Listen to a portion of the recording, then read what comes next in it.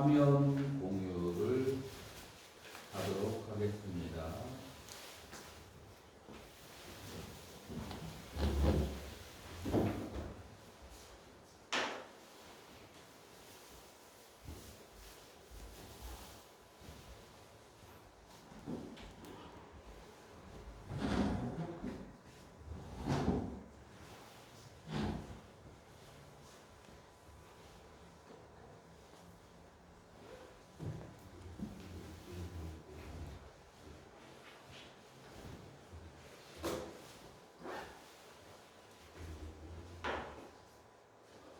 여러분들 모두 반갑습니다.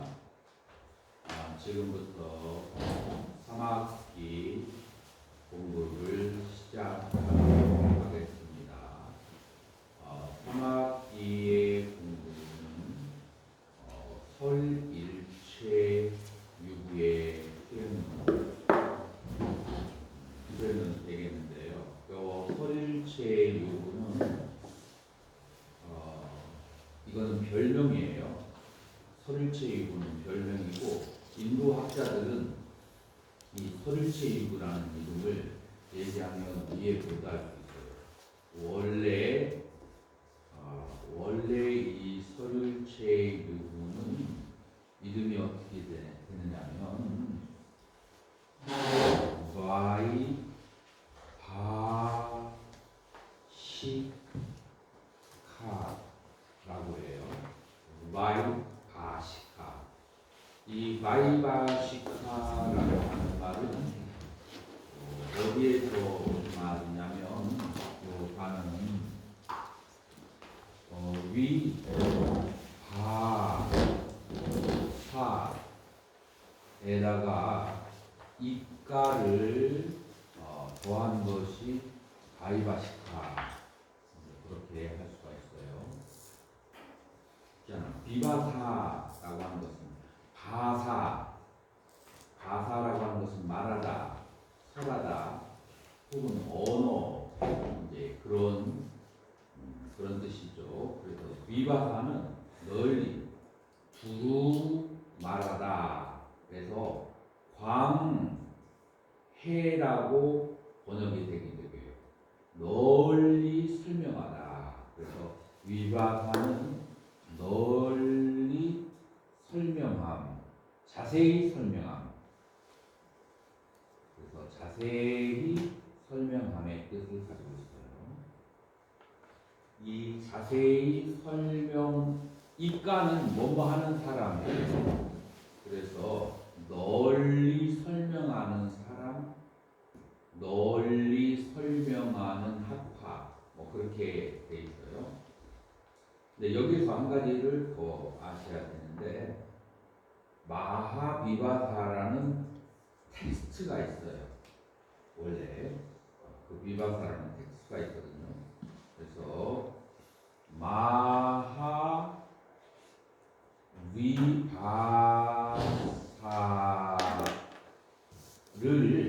마하비바사를 믿고 따르는 사람들, 그런 뜻이에요. 자, 그러면 이제 여러분들이 마하비바사가 뭔지를 알아야 되는데, 이 마하비바사는 기원 후 1세기에서 2세기 사이에 기원 후 1세기에서 2세기 사이에 어떤 왕이냐면은 크샤니파 왕이 섭정을 할 무렵에 그 당시에 대표적인 500명의 아라한이 있어요. 그 대표적인 아라한이 누구냐면은 협존자예요. 협존자라고 여러분들 삼위유리 공부하신 분들은 협존자 스토리가 나오거든요.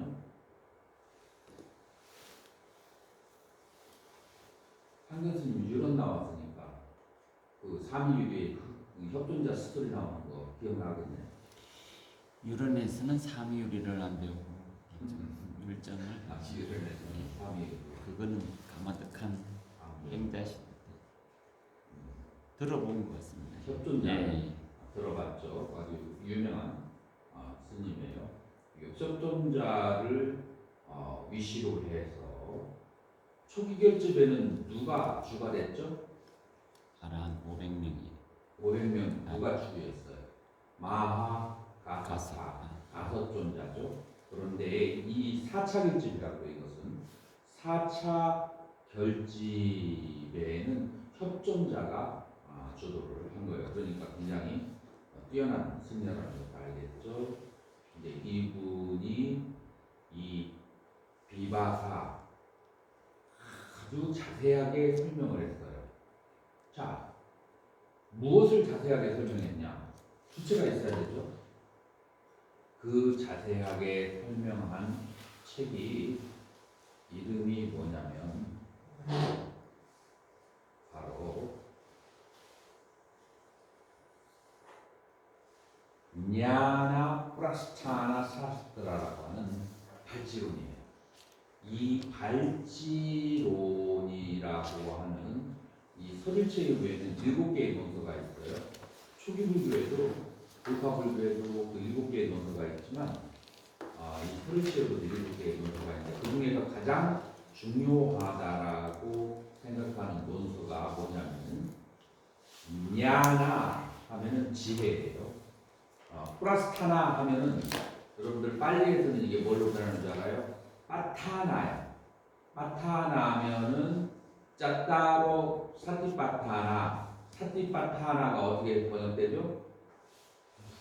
The foundation, establishment of the sati. 그러니까 사티의 확립할 때는 빠타나라고 해요. 자, 여기서는 무엇에? 빠타나 확립인데 무엇의 확립이냐면 지혜에 대해서 확립을 하는 분이에요. 그러니까 불교는 지혜종도라고 하잖아요. 지혜종도라고 하는데 지혜가 무엇인지에 대해서 유명하게 확립하는 것, 그것이 바로 발지론이 된다고 이렇게 말할 수가 있어요. 그래서 이 발지론을 누가 썼죠? 까짜야니 푸트라. 이제 우리 한글로 하면 가다연니자예요. 그래서 가다연니자라고 하는 그런 승려가 언제 살았죠? 기원전 150에서 50년 정도에 살았는데 이분이 쓴 발지론이 조금 이해하기가 어려워서 그것을 누가 500명이나 되는 아라한들이 모여서 그것을 널리 해석한 것이 그것이 뭐냐면은 대비바사론인데 대비바사론이 한문으로 8권으로 이렇게 굉장히 적혀져 있어요. 아니 뭐 그렇게까지 그 호응을 안 해주셔도 되는데 어디에 이게 또 사라졌어.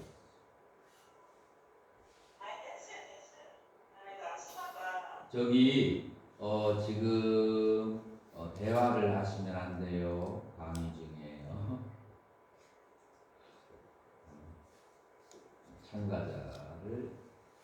참가자를 열고 너 이리 와봐. 참가자 이제 나왔다. 참가자를 열어서 누가 스피커가 그렇지. 스피커를 다 제로를 시켜놓고 이게 그 아비담마가 조금 힘들 것 같으니까 중간에 누가 틈을 주셨는데 대화 스님 혹시 스피커 돼 있으면 그거 중지해 주세요. 자, 강의 시간에 말씀하시면 안 되고 스피커 전부 다 오프를 해주세요. 자, 그래서 이게 우리나라에 잘 알려져 있는 거는 제가 이렇게 설명을 잘 안 해요. 근데 우리나라의 이 설일체 유구가 어떤 식으로 만들어졌는지에 대해서 잘 모르는 분들이 많아서 그래서 제가 이것을 설명하는 거예요. 설일체 유구를.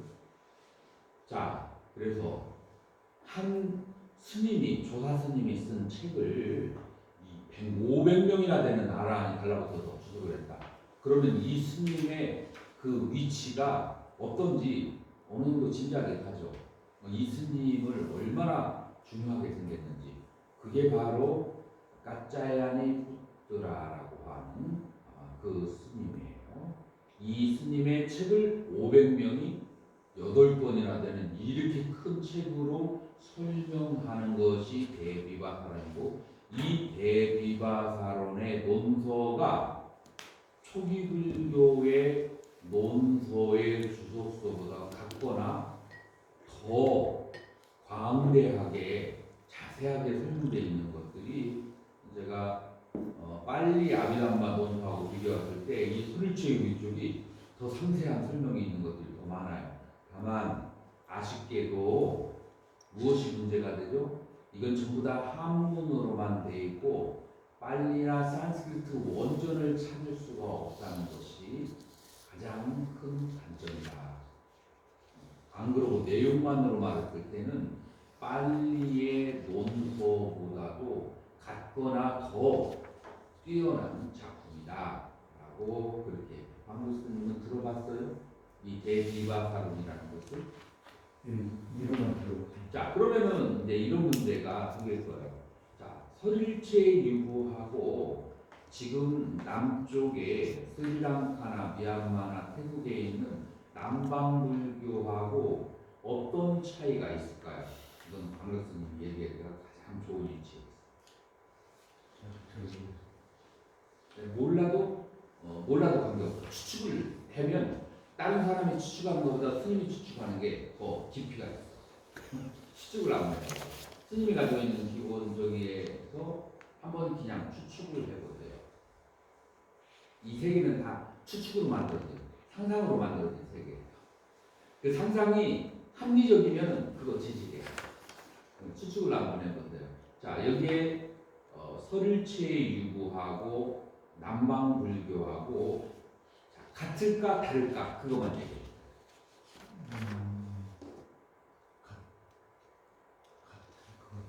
같을 것 같아요.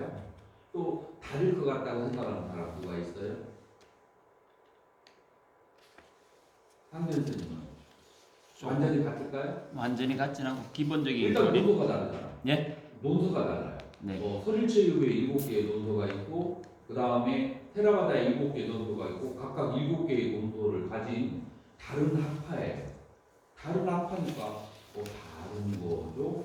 근데 같다라고 할 때 무엇이 같을까요? 기본적인 교리 뭐 사성제 팔. 자, 그래서 그걸 한번 구체적으로 언제 제일 처음에는 어떤 학파로 나왔다가 언제 이 둘이 갈려졌는지 알고 싶은가요? 알고 싶지 않은데 그거 알고 싶어요? 안 알고 싶어요? 알고 싶죠? 대답을 해요. 기원전 3세기까지 아쇼카 왕이 이제 불법을 많이 홍보하고, 불법뿐만 아니라 힌두교도 많이 도와줬어요. 그래서 굉장히 종교적인 신심이 굉장히 대단한 분이에요. 이분은 이런 생각이죠. 저 동쪽에 있는 깔링가라고 하는 지역에서, 그 깔링가라고 하는 지역이 금강경에서 나온다겠죠. 가링가 왕이라고 할 때. 그 깔링가에서 대전쟁을 해서 결국은 동쪽을 정벌을 했는데, 정벌할 때 자기의 그 부하 장수 10만 명 이상이, 아주 절친한 장수가 죽으면서 거기에서 굉장한 무상감을 느끼고 10만 명 이상이나 되는 사람을 죽였다는 거에 대해서 죄의식을 가졌어요. 그래서 모든 종교에게 잘 보였어요. 죽고 난 다음에 악도에 떨어지지 않기 위해서 여기저기 보험을 들어놓은 거예요. 그래서 이제 많이 잘했는데, 이제 그때 이제 아쇼카 왕이 했던 것 중에 하나가 불법을 9개의 소국으로, 나라로 불법을 미셔너리를 보낸 거죠. 그 미셔너리를 보냈는데 그 중에 아쇼카 왕의 친아들이라는 설도 있고 그 다음에 동생이라는 설도 있는데, 보통 아들이라는 설을 많이 주장하죠. 아들이라고 하는 마힌다장과 딸이라고 하는 상감이 있다.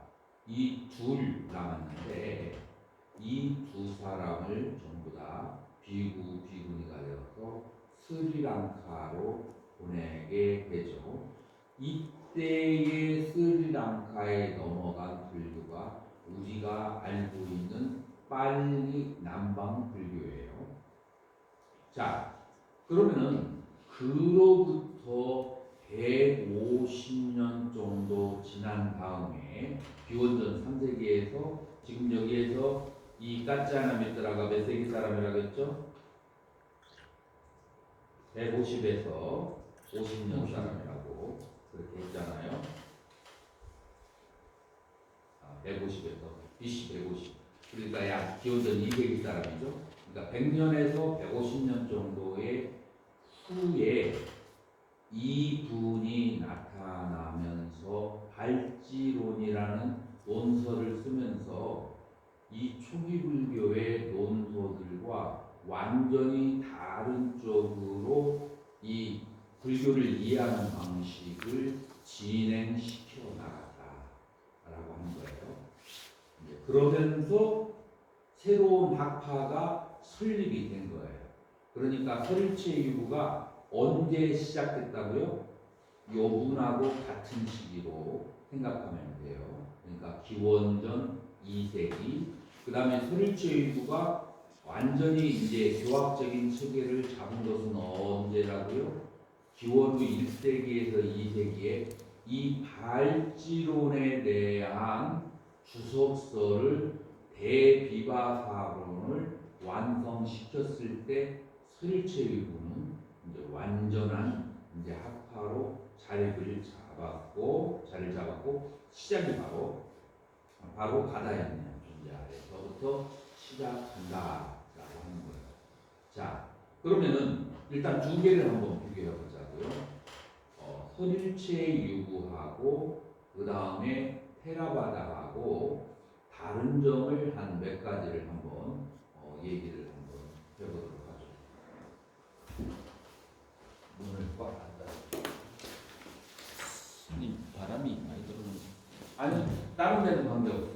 내 것만 닫네. 그건 여기 있는 사람들.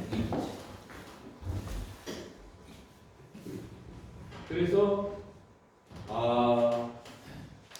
그거 안에만 닫으면 설일체 유구하고 테라바다하고 두 개의 큰 차이점을 들으라고 하면 뭐가 차이가 있느냐? 첫 번째로 논서가 각각 달라요.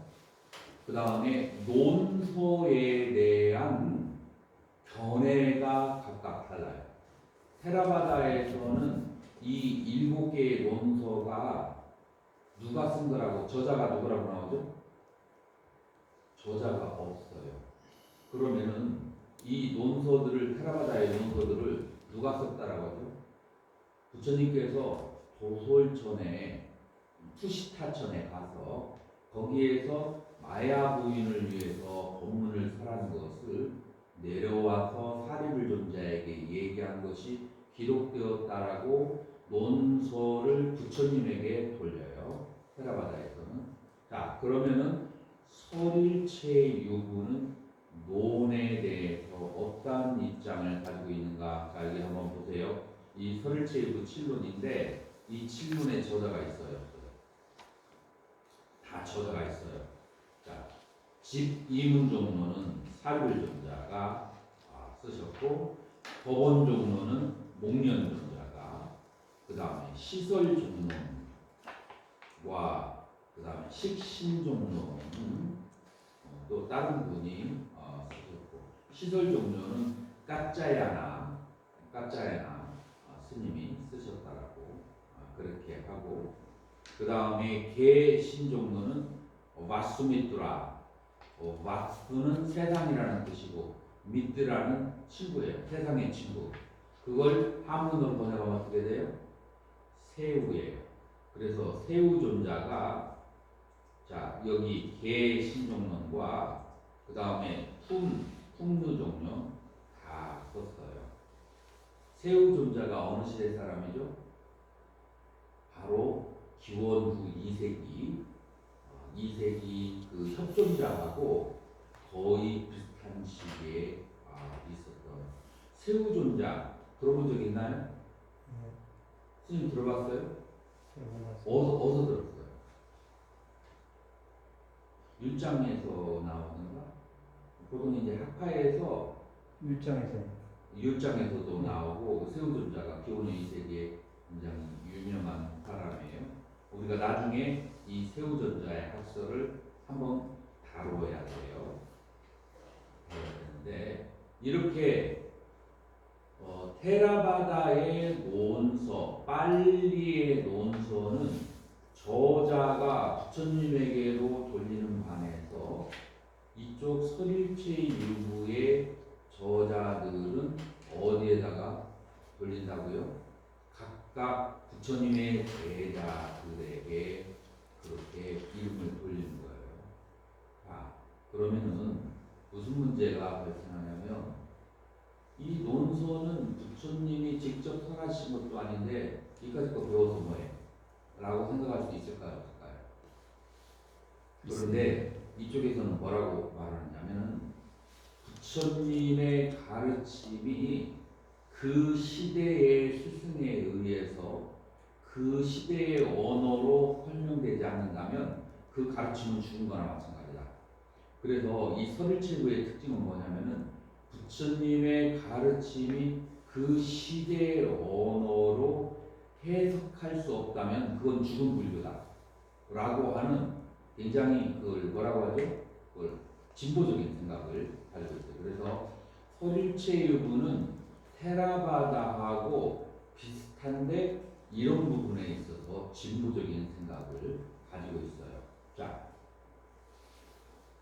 설일체유부의 7론이 이 3기를 걸쳐서 발생하는데 첫 번째로는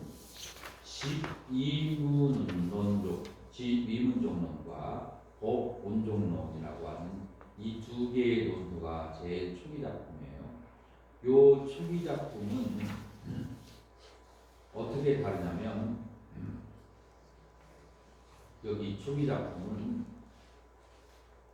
상기띠 숫다를 해석한 것이 집이문종론이다. 자, 상기띠 숫다라고 하는 것은 뭐냐면 기띠가 노래하다라고 하는 거예요. 그래서 함께 합송경이라고 그렇게 되죠. 그래서 합송경이라고 하는 경전이 디가니까야, 장부니까야 있어요. 거기에 있는 경전에 대한 주석과 해석이에요. 자, 그래서 초기에 있는 두 개의 아비담마, 그러니까 사리불과 목련이 쓴 그 아비담마, 법원종로는 다람마스칸다빠라 사스트라라고 하는데 암경 안에 있는 21가지의 주제를 적어놓고 그거를 해석한 것이 법원종론이에요. 그래서 그 근원을 이 두 개의 논서는 어디에 두었다고요? 근원을 바로 경에 두었던 거예요. 그 근원을 경에다가 두었는데 나머지의 그 다른 논서들은 나머지의 족설 그 시설 종론하고 그 다음에 식신론 이제 이런 것들은 그 뒤에 작품이면서 그러면서 경에 의지하지 않고 아비담마가 가지고 있는 개념들을 가지고 이제 서로 설명하는, 그래서 경전을 떠났어. 그 다음에 2단계는 그 다음에 이제 3단계가 바로 구사론과 같은 세 번째 작품이라고 볼 수 있어요. 자, 그래서 설치의 역사에 대해서는 이렇게 간략하게만 여러분들에게 설명을 해드릴 거예요. 간략하게만 설명을 해드리고 그리고 이제 여러분들에게 설치의 사상에 대해서 말씀드립니다. 사르바 아스티 바딘이라고 그렇게 소리치에도 얘기하는데 이 모든 법이 삼세에 실제로 존재한다라고 하는 그런 사상을 가지고 있어요.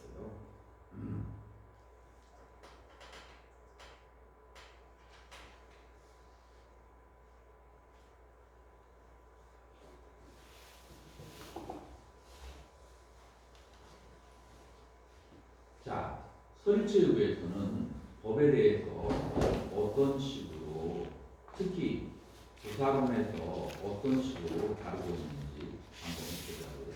부사론은 9장으로 구성되어 있어요. 여러분들 노트에 아마 없을 거예요.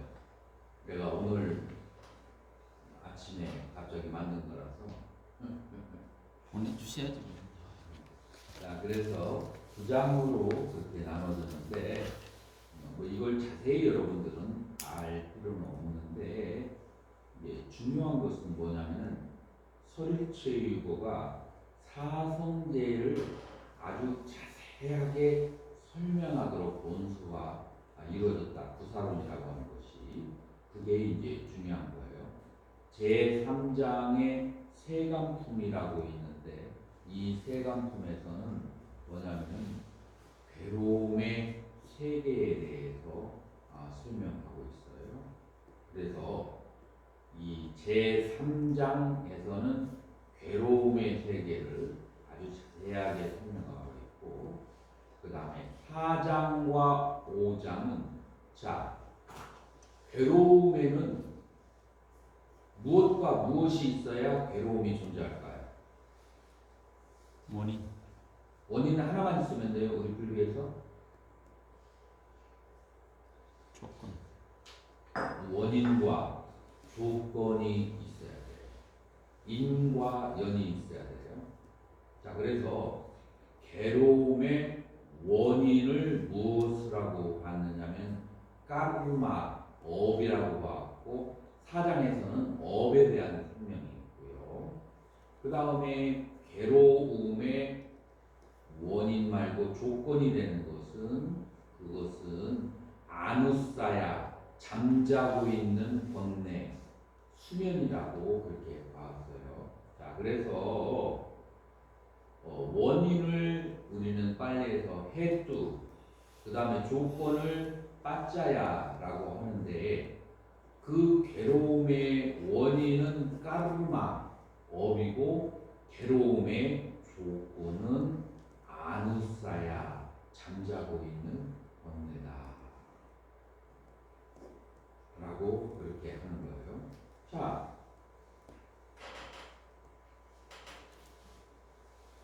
이게 여러분들이 다 안다고 생각이 들기도 하고 또 누가 설명하라고 하면 좀 애매하고 이제 그것이 뭐예요? 그게 바로 이 업하고 그 다음에 이제 아누사야 수면 잠자는 번뇌 이게 이제 알 것 같으면서도 모르는 거예요. 황선생님 한번 얘기해봐요. 모르겠습니다. 그렇게 단도직입적으로 수십 년 공부한 체면이 모른다고 막 잘라서 아니 모르겠습니다.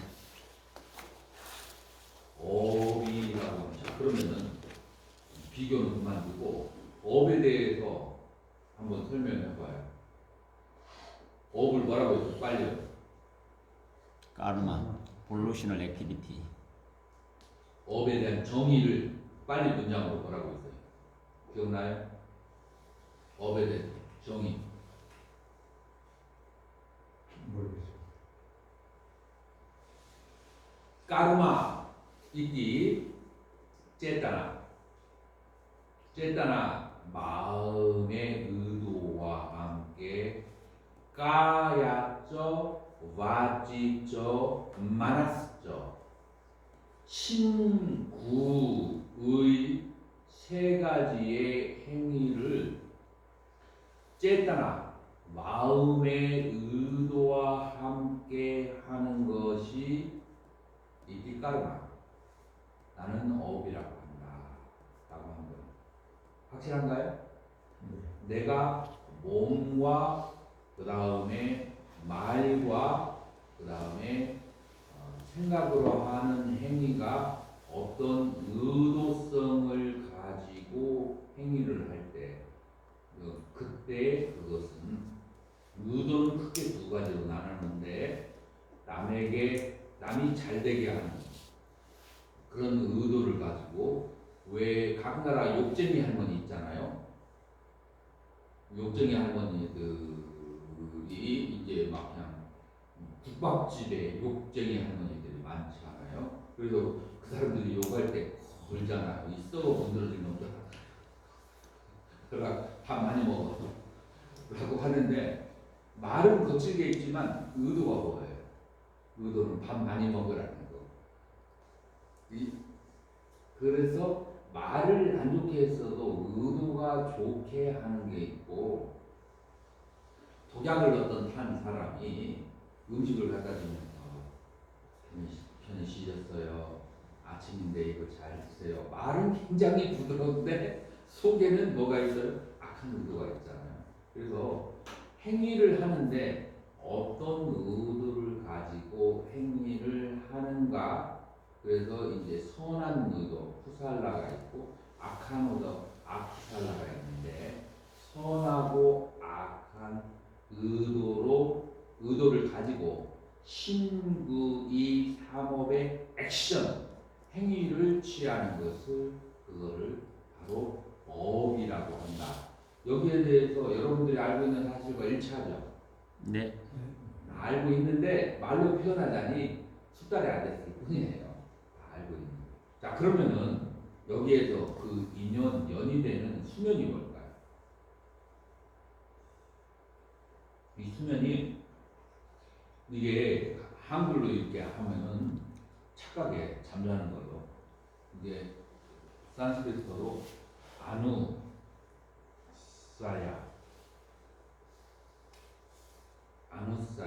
같은 거요. 자, 여기 다시 쓸게요. 아누사야.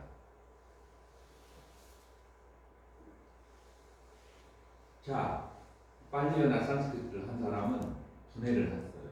아누라고 하는 것은 뭐예요? 원자, 미세하다는 뜻이에요. 미세하다는 뜻이에요. 사야가 사야띠가 뭐예요? 잠자다, 슬립, 사야띠의 뜻이에요. 그러니까 미세하게 잠자고 있는, 가라앉아 있는 그런 본래들을 말하는 거예요. 그래서 내 마음 안에 잠자고 있으나 지금 활동하지 않고 있는 그런 그런 본래들이 바로 조건이 되어서 그러나 그런 조건이 있다 할지라도 내가 신구로 어떤 액션을 취하지 않는다면 그거를 뭐라고 할까? 고통을 일으킨다고 말할 수는 없어요.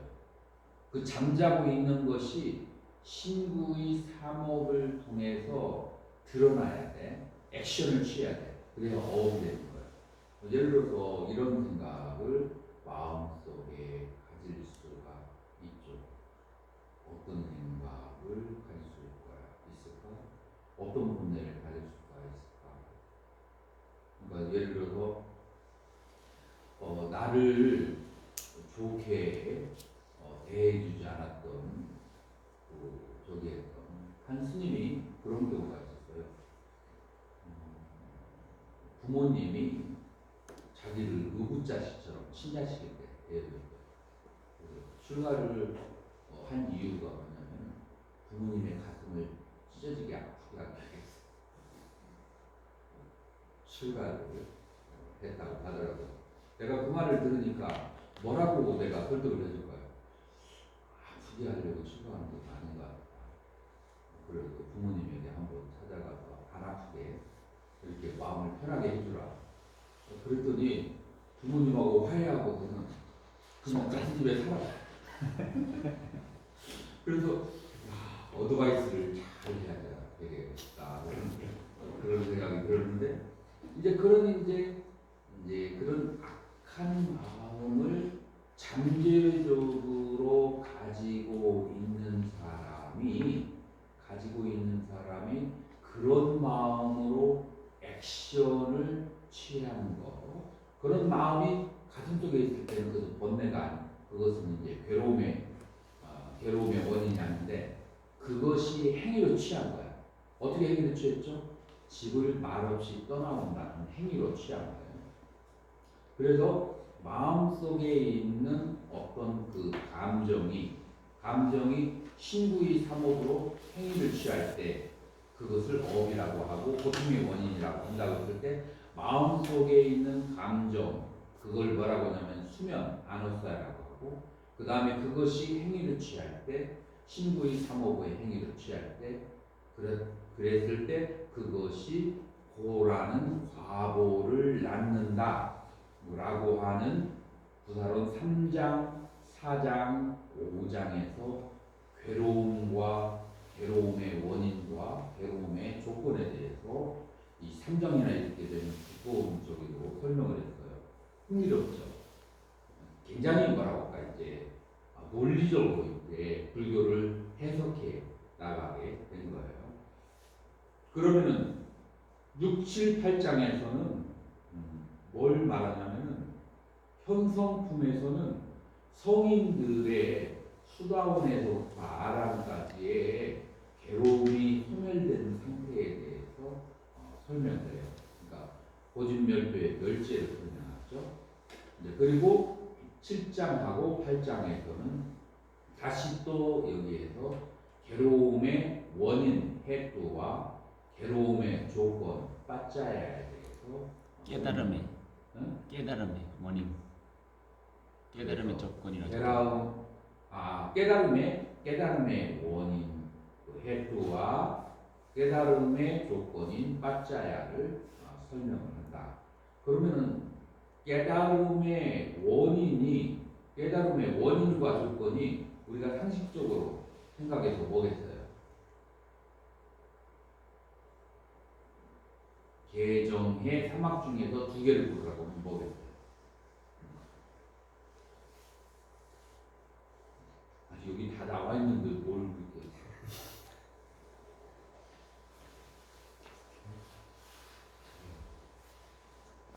개정의 세 개 중에 너 두 개만 고르라니까. 개 빠지고 정과 해지. 개 빠지고 선정과 지혜예요. 자, 그러면은 선정과 지혜 중에서 어느 것이 원인이 되고 어느 것이 조건이 되겠어요? 우리 불교는 지혜를 중요하잖아요. 그러니까 이 깨달음의 원인은 직접적인 원인은 지혜고 간접적인 원인은 선정이다. 공감하나요? 그래서 6, 7, 8장에서는 열반의 원인, 열반의 조건, 그래서 열반을 수다원에서 아라함까지의 열반으로 나누고 열반의 원인이 되는 각종 지혜에 대해서 이제 7장에서는 다루고 그 다음에 지혜의 조건이 되는 여러 가지 산매에 대해서 8장에 다룬다. 그리고 9장에서는 이제 온 무아설을 설명하면서 유아를 얘기하는 타종교를 비판하는 것으로 이렇게 구사론 9장이 이루어졌습니다. 자, 그러면 구사론이라고 하는 것을 한마디로 말해서 이 노는 어떤 사상을 재정립한 거예요? 어떤 사상을 부각시킨 거예요? 부처님의 가르침을 가지고서 뭐예요? 사성제. 여기 3장부터 8장까지 계속 고진멸도가 나오는. 그래서 고진멸도 사성제로 불교를 다시 재정립한 것이 바로 어떤 사상이다? 서ril체유의 사상이에요. 우리가 빨리의 아비담마를 이렇게 살펴보면 이렇게 사성제로 꼭 맞춰서 설명하지 않으려고 하는 분도 많은데 이 설치일부는 사성제에 가까워요. 그러니까 어떻게 보면은 부처님의 충기불교에서 부처님의 정신을 가장 정통적으로 이어받으려고 하는 학파가 설치일부다 라고 얘기할 수 있어요. 그래서 이 수많은 논서들이 전부 다 사성제 안에 집어넣어서 설명한다는 것은 초기불교에 대한 정통성을 얘기하고 있다. 그래서 저는 7년에 걸쳐서 요 논서를 인도에서 산스크리트어인 걸 읽었어요. 아비담마 코샤 바샤. 그래서 이 코샤를 따서 아비담마는 논이라는 뜻이에요. 그래서 아비담마 코샤 하면은 코사론이에요. 그래서 구사론이라고 그렇게 우리가 얘기하는 건데 만약에 이것까지 번역하면 어떻게 될까요? 코사가 무슨 뜻이에요? 코사가 곡간, 창고 그런 뜻이에요. 그래서 아비담마의 창고, 아비담마의 창고 그렇게 될 수 있어요. 바샤라고 하는 것은 해석이에요.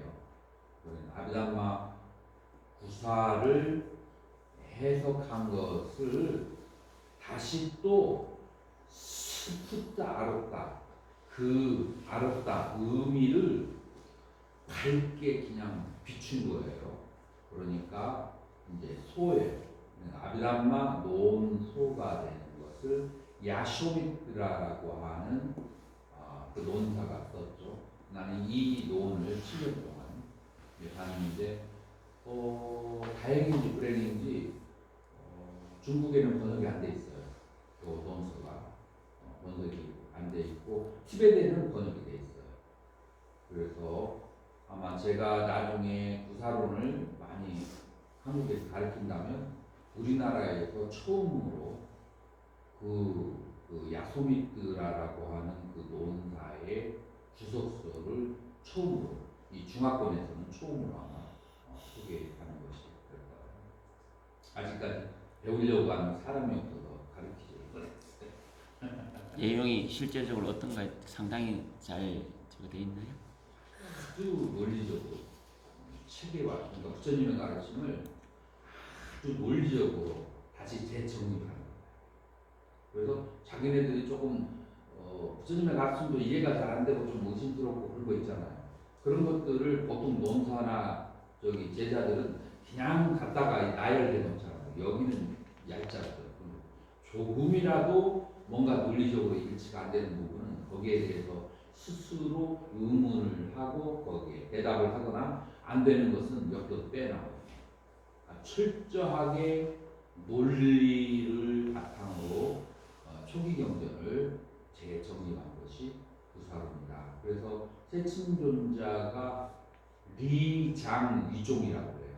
그래서 이치를 으뜸으로 삼아서 리장 이치를 으뜸으로 삼는다. 이게 이제 바로 세친존자의 구사론에 대한 접근 방법이에요. 자, 이해가 좀 되셨죠? 네. 다음에 한번 번역문 하나 내시면 되겠어요.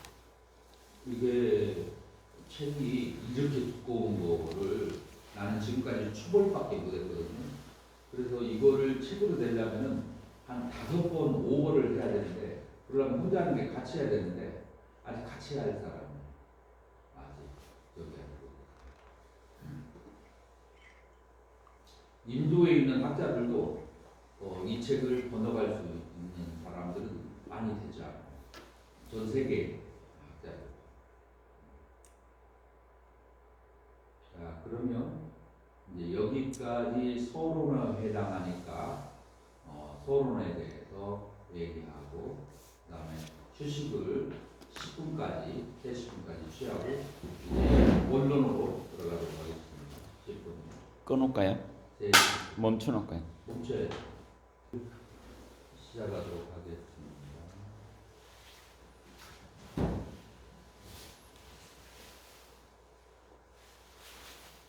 Recording in progress.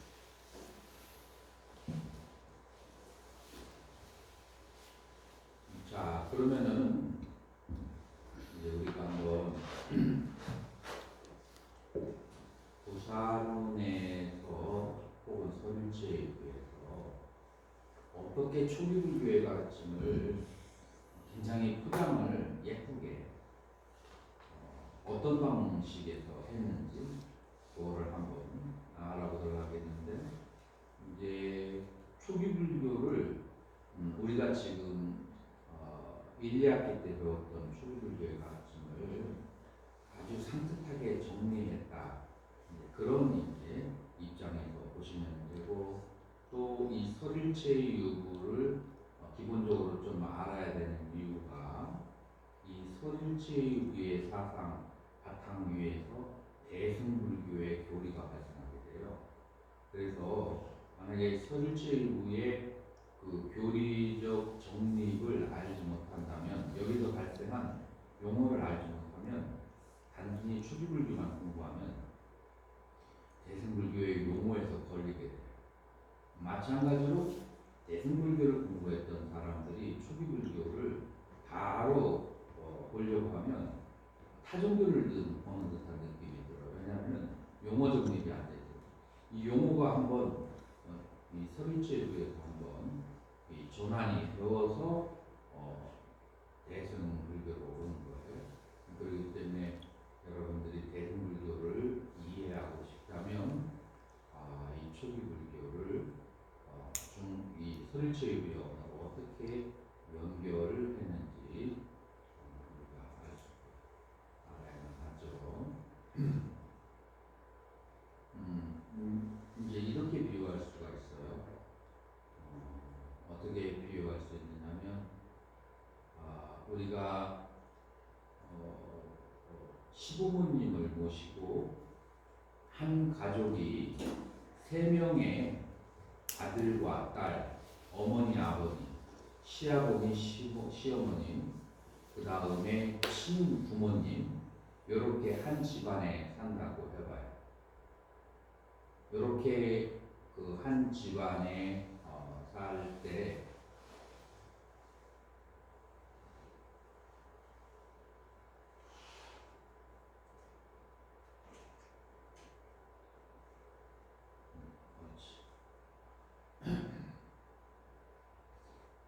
그렇게 한 집안에 살 때 여러분들이 시부모님이 어떤 생각을 하는지, 어떤 백그라운드를 가지고 있는지를 아는 것이 중요할까요? 아니면은 내 일만 잘하면 중요할까요? 아는 게 중요하죠. 왜 중요하죠? 어떤 일을 하는 데 있어서 이렇게 의견 충돌이 안 일어나려면, 내가 잘한다고 하지만 저쪽에서 또 그게 이 집안에서는 그게 또 좋게 안 받아들이는 경우도 있고 하니까. 그렇죠. 이제 의견 충돌이 일어나지 않으려면은 상대방의 백그라운드에 대해서 아는 것이 중요하죠. 뭐 이렇게 생각할 수 있어요. 초기불교만 하면 되는데 뭐하러 그냥 대승불교나 설일체입으로 알 필요가 있느냐 라고 생각할 수 있지만, 내가 다른 종파에 대해서 한국에 태어나서 알지 못하면 다른 종파에 대한 그런 화합이 일어나지가 않아요.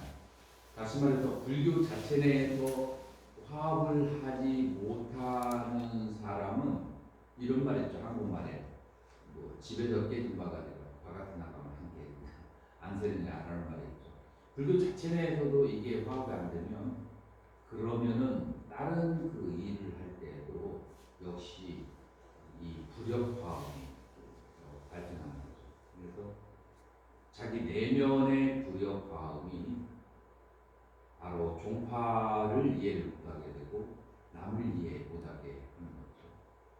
그래서 이제 더군다나 한국 불교는 패턴 불교를 강조하기 때문에 이 회통이라고 하는 측면은 굉장히 중요하고 회통의 중간에 있는 것이 바로 뭐다? 서울체육이다라고 하는 거예요. 그러면은 서울체육은 이 세상의 괴로움, 그 괴로움과 그 다음에 이 세상의 괴로움의 원인과 그 다음에 괴로움의 원인을 어떤 식으로 정리해 나갔는지 한번 살펴본다면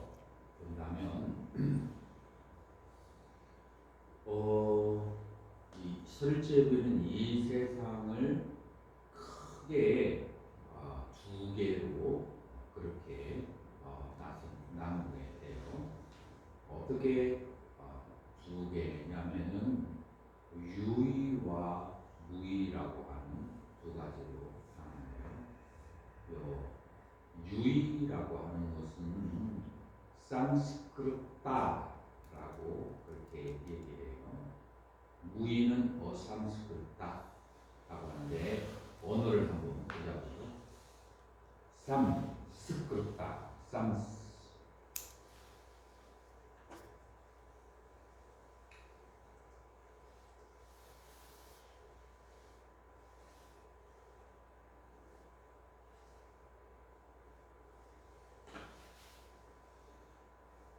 유의가 원어가 삼스크르타예요. 산스크리트는 참 편리한 언어예요. 어디서 분리가 해야 될지 딱 나와요. 삼, 끓었다. 끓었다라고 하는 거 스님 기억나요? 끓었다. 끓었다. 만들다. 이제 끓었다 아로 끝나니까 만드는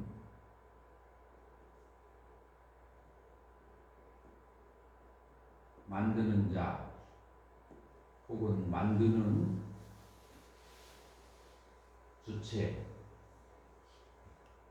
자, 끓었다 행하는 자, 만드는 자예요. 자, together 같이 만드는 거예요. 그래서 유의라고 하는 것은 여러 가지 조건에 의해서 같이 만들어진 거, 그거를 유의라고 해요. 자, 이 세상에서 무엇이 조건에 의해서 만들어졌을까요? 지금 우리가 경험하는 현상계에는 조건에 의해서 만들어졌을까요? 안 만들어졌을까요? 조건에 의해서 만들어졌죠. 자, 조건에 의해서 만들어질 때 크게 몇 가지로 조건으로 이 세상은 만들어지죠. 첫 번째, 물질들은 어떻게 만들어지죠?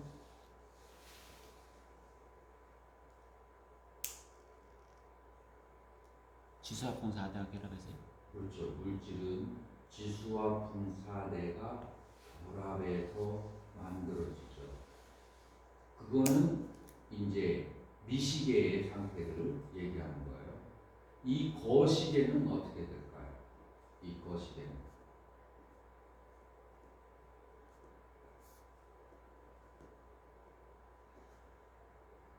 거시계는 지수와 풍사대에 의해서 만들어졌다고 하더라도, 자, 지금 여기 현재 순가대학원 건물을 한번 보세요. 순가대학원의 건물을 보면 진승스님이 이거 잘 알 텐데 몇 가지 기본적인 재료가 있어야 돼요. 1번 자갈, 2번 모래, 3번 세멘트, 4번 물, 5번 그 나무 등등이죠. 이것 말고 또 뭐가 있을까요? 기본적으로 이게 필요하죠. 그래서 이런 것들을 모아놨을 때 콘크리트 벽이 생기고 그러는 거잖아요. 그래서 산스크리타라고 하는 것은 여러 가지 요소들에 의해서 뭉쳐진 것이 상스크리트예요. 자, 그러면 물질은 이해가 됐잖아요. 자, 그러면은 우리의 마음은 어떻게 해서 만들어질까요? 그렇게 만들어진 물질이 5가지 감각기관이 그렇게 해서 만들어진 5가지의 경계에 오경이라고 하죠.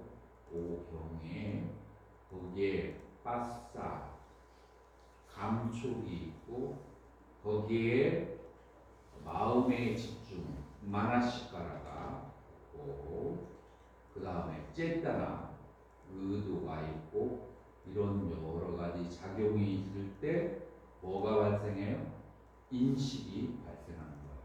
그 인식이 발생해서 어떤 것은 좋고 나쁜 느낌으로 어떤 것은 나에게 이롭다 해롭다라는 생각으로 어떤 것은 그것을 다시 욕구하는 그런 생각으로 욕망으로 이렇게 정신작용이 일어나는데 정신작용은 무엇에 기초를 하고 물질에 기반을 두고 거기에 뭐가 들어가요? 정신적인 의도와 마음의 집중 이런 것들이 결합을 해서 정신적인 수상행식이 발생하는 거예요. 그래서 우리 인간의 정신도 결국은 뭐에 의해서 만들어진다고요? 여러 가지 조건들에 의해서 만들어진 거예요. 다시 말해서 색과 수상행식이 전부 다 물질적인 건 정신적인 건 여러 가지 조건들에 의해서 다 만들어진다 라고 그렇게 말할 수가 있어요. 그죠? 그래서 이 상스크리타라고 하는 것은 만들어진 것을 그거를 우리 한국말로 유의법이다 라고 그렇게 얘기하는데 어떻게 스님들이 생각하는 유의법하고 지금 내가 설명한 유의법하고 그게 거의 비슷한가요? 좀 다를 수도 있어요. 그래서 유의법이라고 그렇게 하는 거죠. 그러면은 무의법이라고 하는 것은 무엇을 무의법이라고 하겠어요? 무의법이라고 하는 것은 그런 것들이 해체되는 상태를 무의법이라고 하는 거예요. 어자가 들어갔잖아요. 어라고 하는 것은 부정적부사죠. 그러니까 해체가 되는 것이 무의법이다. 무엇이 해체가 됐다고요? 만들어진 것이 전부 다 해체가 된 것. 그래서 우리가 건물 지을 때 뭐라고 해요? construct라고 하고 deconstruct라고 그렇게 얘기하죠. construct 만들다, 짓다, deconstruct 해체하다라고 하죠. 그래서 이 무의법은 해체하는 것을 말하는 거죠. 그래서 이 세 개는 유의법과 무의법으로 그렇게 말할 수가 있다. 그러면 사성제를 유의와 무의로 나눠서 얘기를 한다면 그러면은 어느 게 유의고 어느 게 무의겠어요? 사성제를. 고치 유로. 고집은 유로 보고 유의와 무의로 나눠. 유의와 무의로 무엇이 만들어진 것이고 고집은 만들어진 게 확실하죠. 네. 그러면 도는 만들어졌을까요? 안 만들어졌을까요? 안 만들어. 안 만들어졌어요? 선생님은 어떻게 생각해요? 도라고 하는 것은 8정도의 수행을 하는 건데 그것은 만들어지는 거예요? 아니면은 모든 것이 해체된 거예요? 해체되는 거가요? 과정이지. 과정은 아직 해체가 됐어요, 안 됐어요? 안 되죠.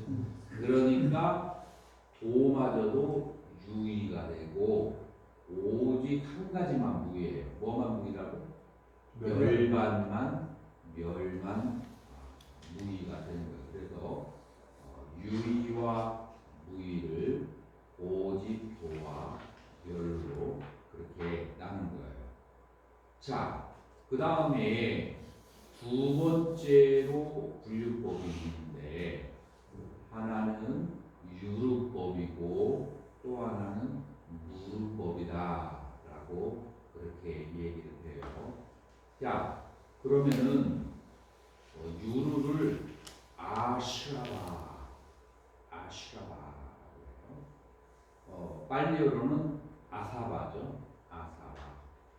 자, 아사바를 영어로 defilement, 번뇌라고 그렇게 번역을 그렇게 했어요. 요 아샤바는 그 어근이 뭐냐면은 슈예요. 슈. 응? 이 발음이 뭐를 연상시키나요? 슈. 줄줄 세다. 세다. 그래서 한문으로는 누진할 때 누라고 그렇게 번역을 해요. 세는 숫자로. 슈, 세다. 자, 무엇이 셀까요? 여러분들 그거 들어봤나요? 염력 사진기로 찍은 거 그런 거 본 적 있나요? 옛날에 위례기가 나오고 뭐 여러 가지 염력이 있는데 염력을 쓰는 사람의 사진을 찍어보니까 염력이 뭐예요? 여기 멀리에 있는 펜을 염력으로 이렇게 하면은 얘가 가까이 오는 거예요. 그죠? 그래서 염력 사진으로 찍어보니까 여기에서 하얀 액체가 나가가지고 보펜을 잡아당기는 거예요. 그리고 요거를 용어를 뭐라고 하죠? 액토플라즘이라고 하는 거예요. 그래서 액토플라즘이 염력이 있는 사람은 막 그냥 누가 막 그냥 욕하는 것 같아. 막 귀가 막 따갑고 간지럽고 자꾸 뒤쳐다봐. 그건 염력이 강한 사람이 이제 하면은 그렇게 되는 거예요. 그 염력을 할 때 반물질이 그 사람의 몸에서 상대방에게 나가는 거예요. 자, 이게 바로 세다라고 하는 그런 자기 마음에 어떤 생각을 하면은 그러면은 마음에서 어떤 반물질 같은 것이 나와서 자기의 에너지를 바깥으로 내보내는 거예요. 그렇게 내보내는데 가장 이 소풀이가 이 항아리가 가장 많이 새는 것이 뭐냐면은 탐, 진, 만, 의, 견. 그래서 탐심이 강하게 일어날 때 자기의 마음의 에너지가 가장 많이 새고 진심이 일어날 때도 많이 새고 그 다음에 교만한 마음을 가질 때도 에너지가 많이 새고 강한 의심이 있을 때도 새고 그 다음에 자기 주관이 굉장히 강한 사람들도 이렇게 세게 됩니다. 이렇게 세워서 다음에 유분의 원인을 만들기 때문에 그래서 번뇌라고 그렇게 하는 거예요. 자, 그래서 인간의 번뇌는 새는 번뇌와 새지 않는 번뇌, 그래서 유루와 무루 두 가지로 나눌 수가 있다. 자, 그래서 이 세 개를 크게 유의와 무의로 그렇게 나누고 그 다음에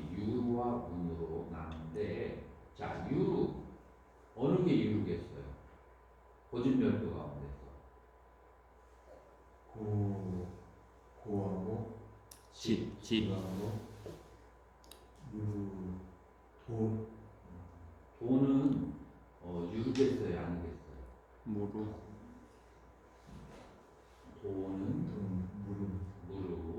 그래서 고집은 유르고 멸도는 무르다. 이렇게 두 가지로 나눌 수가 있어요. 그래서 고와 고의 원인은 유르법, 아시라바 담마 유르법이라고 하고, 그 다음에 멸과 도는 무르법이다 라고 그렇게 하는 거예요.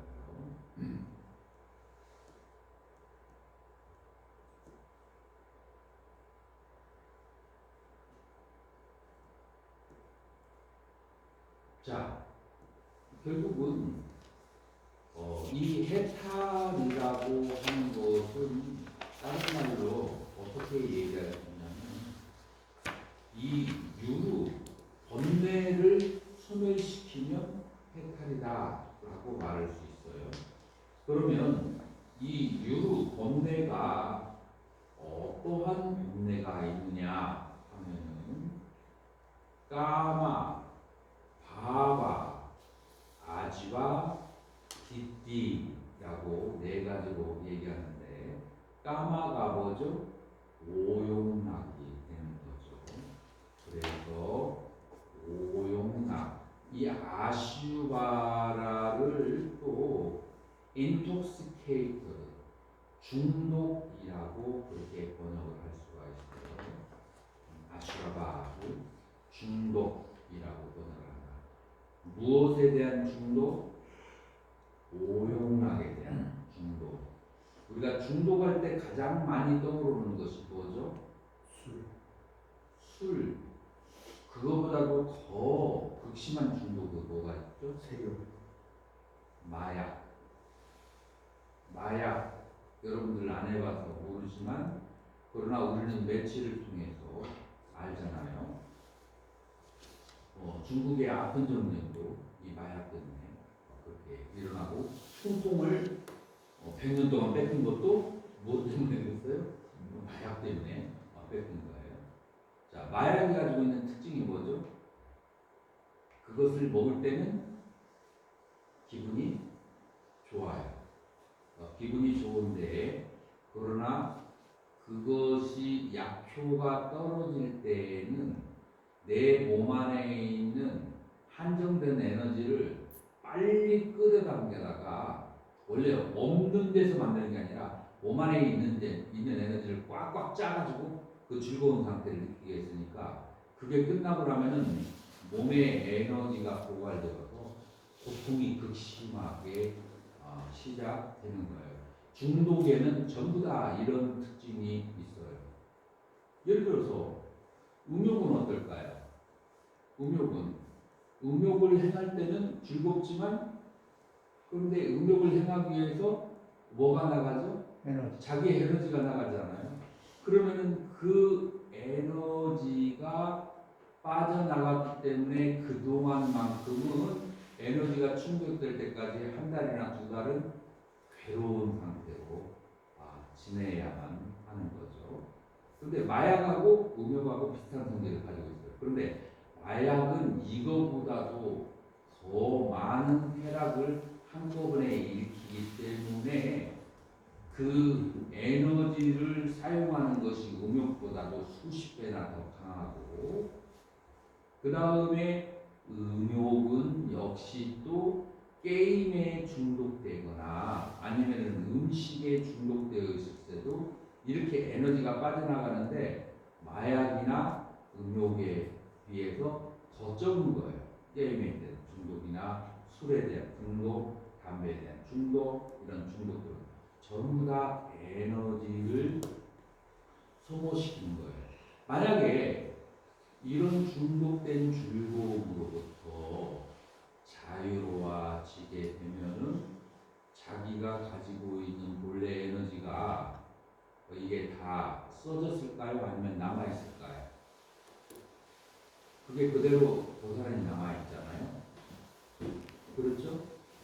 이제 마약이나 술이나 그 다음에 음욕이나 이런데 어디에 중독되지 않은 상태에 있으면 자 아주 미세한 중독은 뭘까요?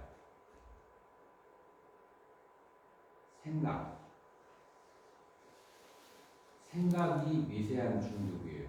무엇이 무엇에 대한 중독이죠?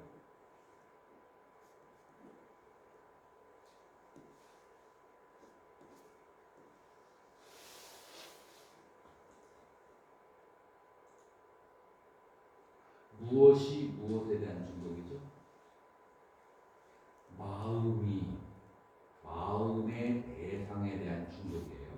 마음이 마음에 대한 대상에 가 있을 때 에너지가 소모될까요? 안 될까요? 소모되네요.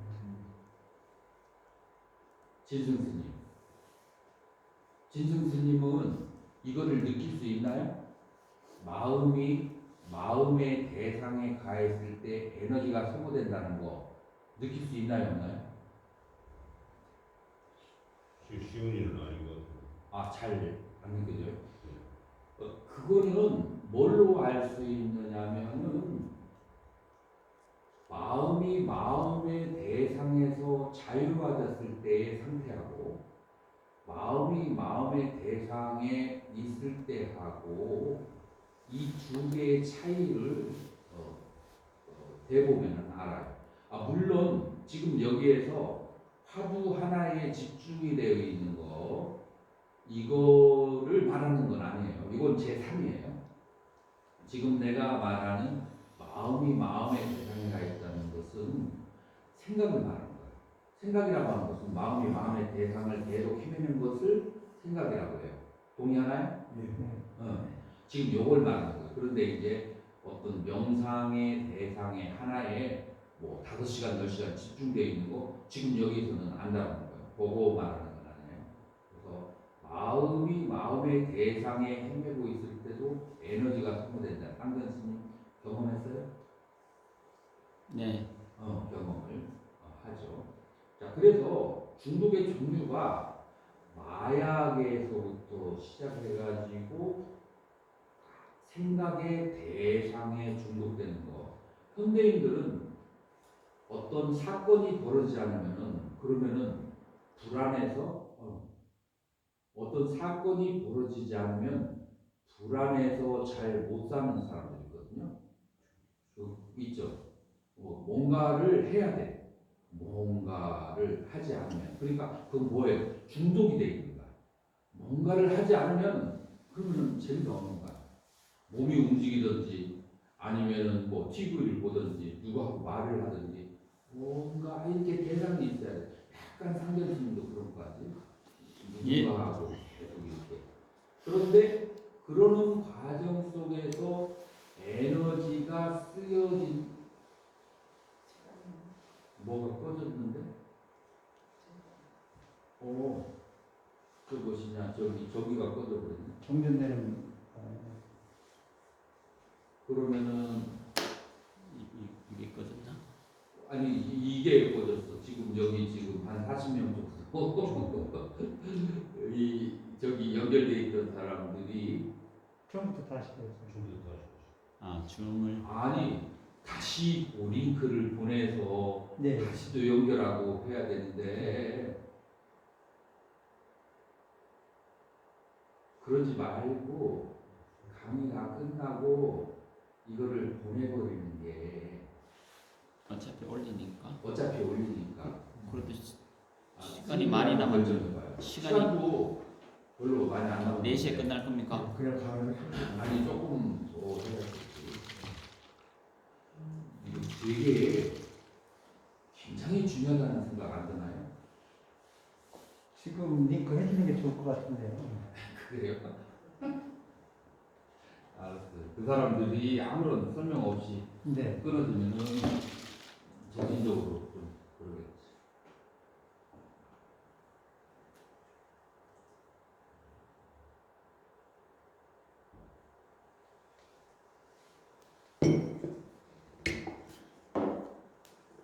지금 내가 말하는 것이 수행에 있어서 굉장히 중요한 것을 얘기하는데 그걸 느낄 수 있는지 모르겠네.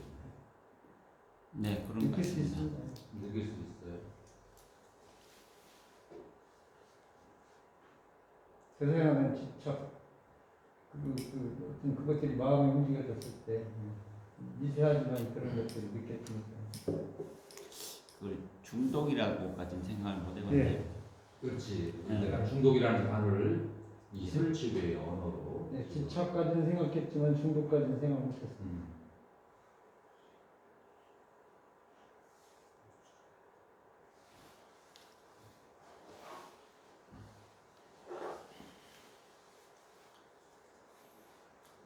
우리가 만약에 드라마를 보다가 재밌는 데서 끝나면 그러면 다음 회를 보게 만드는 것은 중독이다. 만약에 다음 회를 안 본다는 것은 중독이 끊어진다. 그 드라마의 중독력이 약한 거야.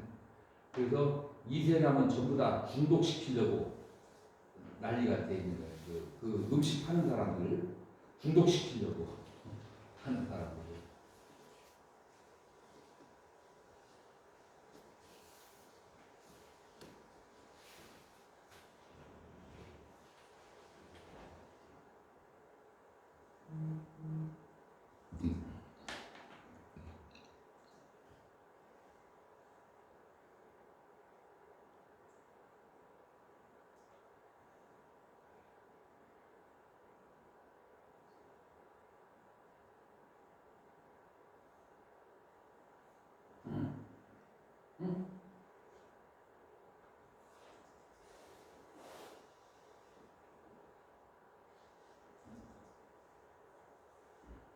아이고 이 사람들 들어오고 나가려면 안 돼. 들어오는 사이에 시간이 많이 걸리고 너 여기다 와서 저거 좀 쳐줘라.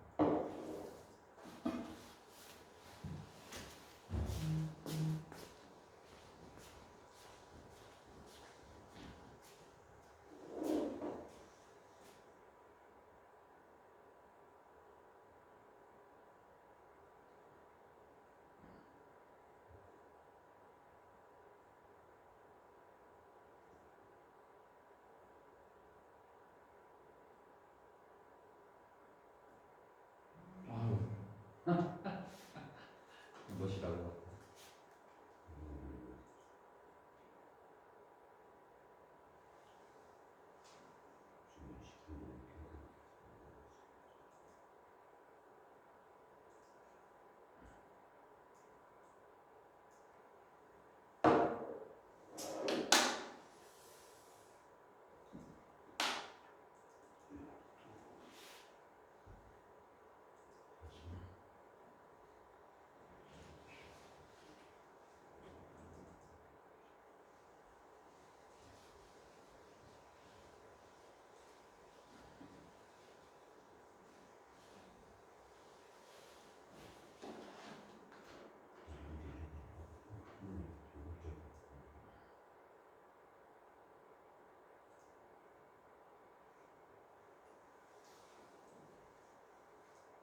금방 들어오네.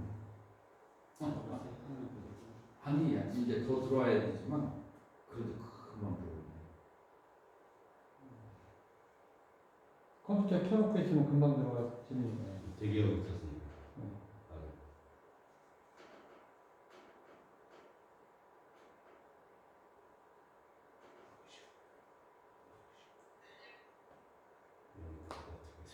갑자기 보온사에 전기가 꺼져가지고 지금 디스커넥트가 됐었어요. 그래가지고 지금 다시 여러분에게 링크를 전해드린 거예요.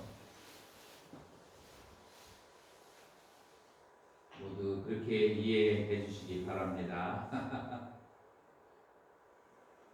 자, 그래서 우리가 지금 이제 중독에 대해서. 중독에 대해서 아슈라바라고 하는 단어가 소릴체부에서는 굉장히 중요한 단어인데 이 아슈라바를 번뇌라고 번역하기도 하고 그 다음에 중국권에서는 텔루자 해서 누로 번역하고 그 다음에 영어권에서는 intoxicant라고 해서 중독으로 그렇게 번역을 한다. 저는 그래서 이 셋 중에서 중독이라는 단어가 가장 잘된 것 중에 하나라고 생각해서 중독이라고 설명을 하고 있는데요. 그런데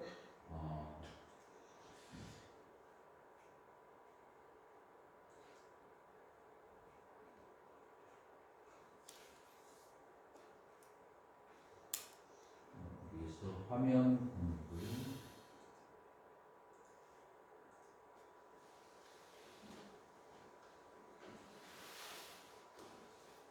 자, 화면 공유를 여러분들에게 해드렸습니다. 그래서 이 서울체육에서는 중독이라고 하는 단어를 굉장히 중요하게 생각한다.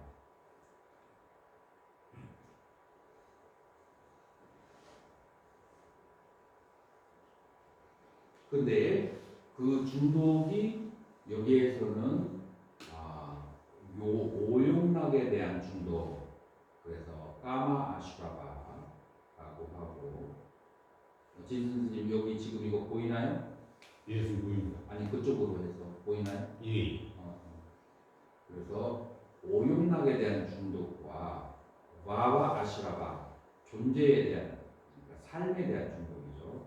삶에 대한 중독이 있고, 아비짜 아슈라바 무명에 대한 중독이 있고, 디띠 아슈라바 견해에 대한 중독이 있다. 그런데 제가 어떤 것을 여러분들에게 얘기했었냐면, 여러분들은 여러분들의 마음에 비춰지는 대상, 그것에 대한 중독이 되어 있는데, 마치 무엇과 같으냐면 마약에 사람이 중독이 되는 거하고 똑같이 여러분들은 음욕에 중독이 되고, 그 다음에 5가지 감각기관의 대상에 대한 중독이 있고, 그 다음에 여러분들이 마음이 무언가를 생각하는 것도 중독이 돼서 생각을 하는 거예요.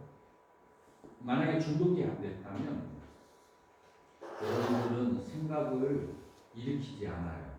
앉아있을 때 생각이 텅 비워버리게 되고, 그리고 여러분들은 중독이 되지 않았기 때문에 에너지가 바깥으로 새지가 않았고, 새지 않았기 때문에 앉아있으면 바로 삼매에 드는 거, 그게 자연삼매예요.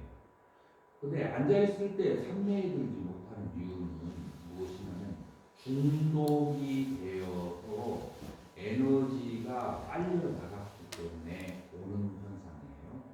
그래서 원래는 앉아있으면 아무 생각이 일어나지 않는 게 정상이에요.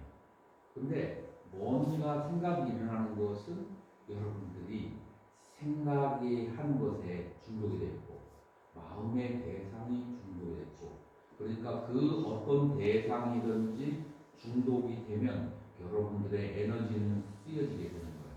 그래서 에너지가 부족하고 마음이 대상의 귀신처럼 이렇게 떠돌아다니기 때문에 여러분은 앉아도 아주 평화로운 정멸의 즐거움을 누릴 수가 없는 거죠. 그래서 정멸은 모든 사람에게 다 동일하게 존재하는데, 정멸의 즐거움을 느끼지 못하는 것은 여러분들이 중독이 되어 있어서 그런다. 그래서 중독으로부터 벗어나기만 한다면, 그러면은 제법 종몰래 상자 정멸상 번역해 볼 수 있어요? 제법은 몰래로부터 상자 정멸상, 항상 정멸한 모양을 가지고 있다. 항상 정멸하다 라고 하는 거예요. 근데 항상 정멸한데 우리가 정멸을 못 느끼는 이유가 마음에 중독이 돼 있어요. 뭐에 항상 가 있고,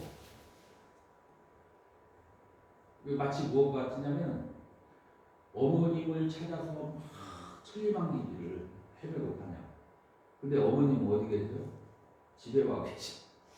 근데 집 밖에서 계속 찾아다니다 보니까 그 만나지 못하는 거예요. 마찬가지로 여러분들의 마음은 본래 정렬인데 중독이 되어 있어서 에너지가 소모되고 그 다음에 마음이 바깥에 치달리기 때문에 추구하기 때문에 그 열반을 느끼지 못한다.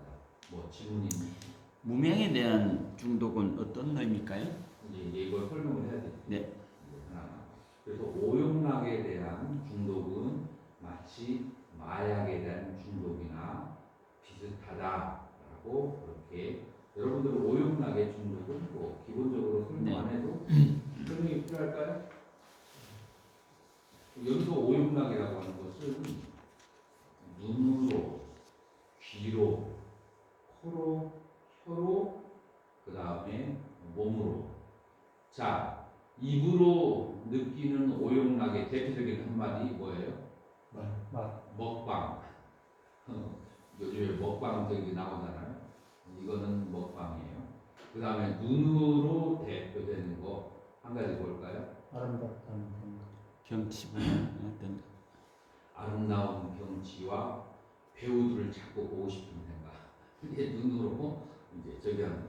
귀로 귀가 중독이 되는 것은 뭘까요? 음악. 아름다운 음악, 그 다음에 아름다운 소리, 편안하고 부드러운 소리, 소리에 대한 중독이죠. 그 다음에 세 번째, 무명에 대한 중독은 뭘까요?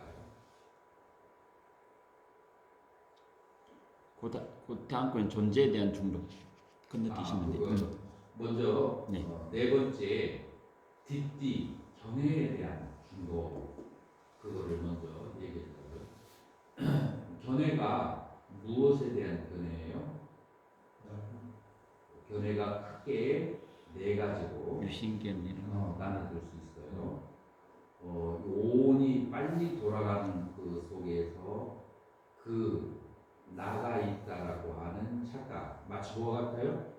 5개의 발이 있는 선풍기가 빠르게 돌기 때문에 그게 원처럼 보이는데 그래서 선풍기는 원으로 이루어졌다라고 착각하는 것처럼 오온이 끊임없이 생멸하는 속에서 나가 있다라고 하는 그런 견해.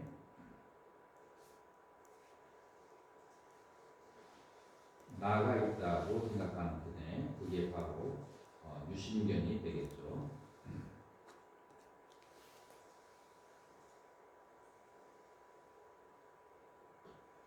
이게 그게 첫 번째 유신견입니다. 두 번째로는 어떤 견해를 말해요? 개금치견. 두 번째로는 내가 어떤 계를 지키고 금기 사항을 지키면 그것이 바로 해탈이다 라고 하는 해탈에 대한 잘못된 견해.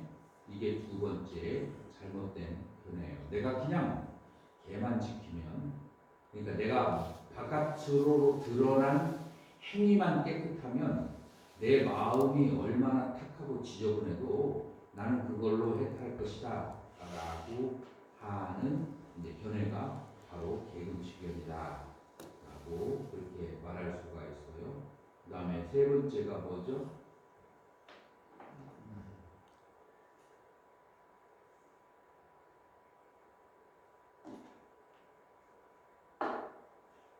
요치, 견치가 있어요.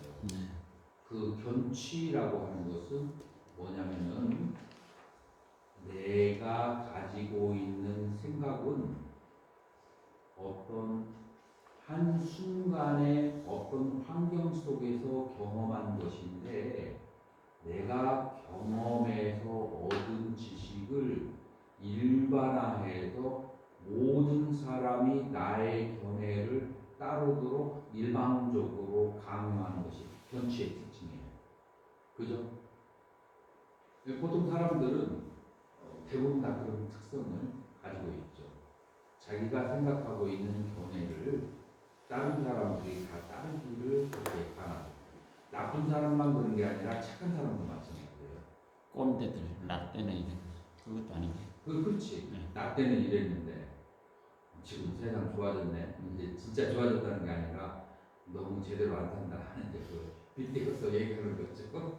그래서 항상 사람들은 내가 경험했던 그것을 옳다라고 생각하고 그거와 다른 것은 틀리다라고 생각하는.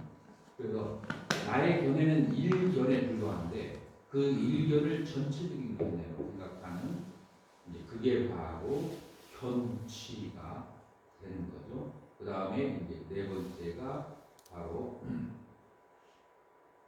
오용락에 대한 견해예요.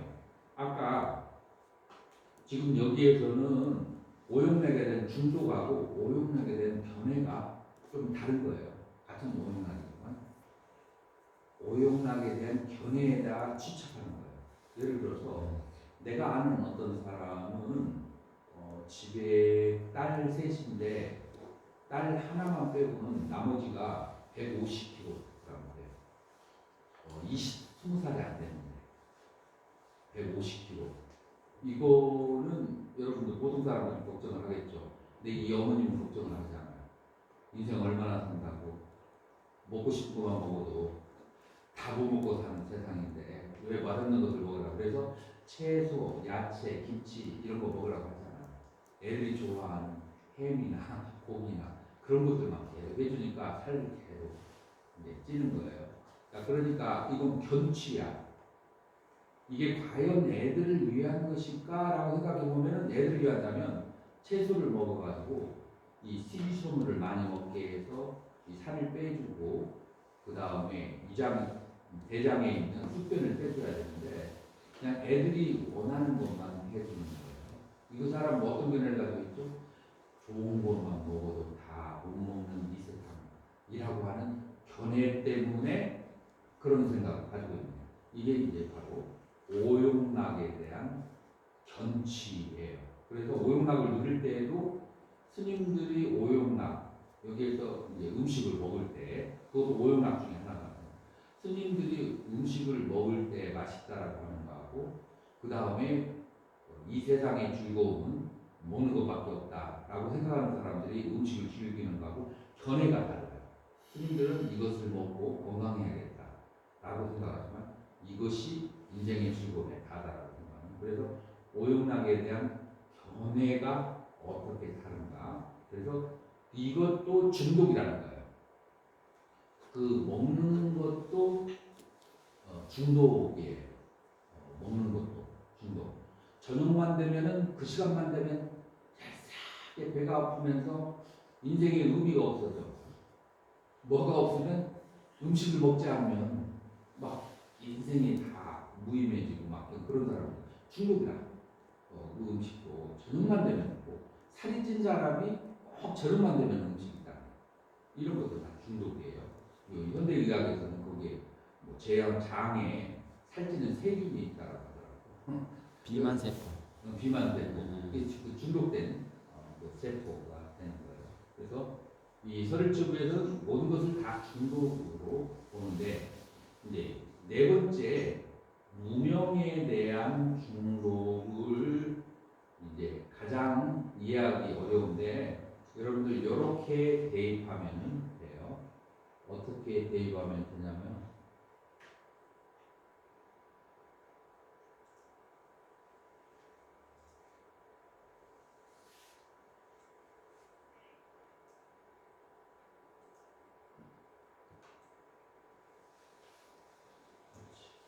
어떻게 대입하면 되냐면 우리 그 고집 멸도 할 때 집에 몇 가지가 있죠? 집이 요계, 유예, 비유예가 있잖아요. 자, 어디가 요계하고 관련이래요? 까마시라가 이게 요계에 관련돼요. 유예 할 때 이 네 가지 중에 어디가 유예에 해당되죠? 바바시라가 존재에 대한 중독이에요. 그 다음에 세 번째가 비바바 탄하라고 해서 비유예가 되거든요. 그 비유예가 바로 무명에 대한 중독에 해당해요. 그래서 비유예가 두 가지의 해석이 있는데 두 가지 중에 하나만 누가 말할 수 있어요? 비유애를 하나는 무색계에 대한 애착이라고 번역이 됐고 이건 알고 있죠?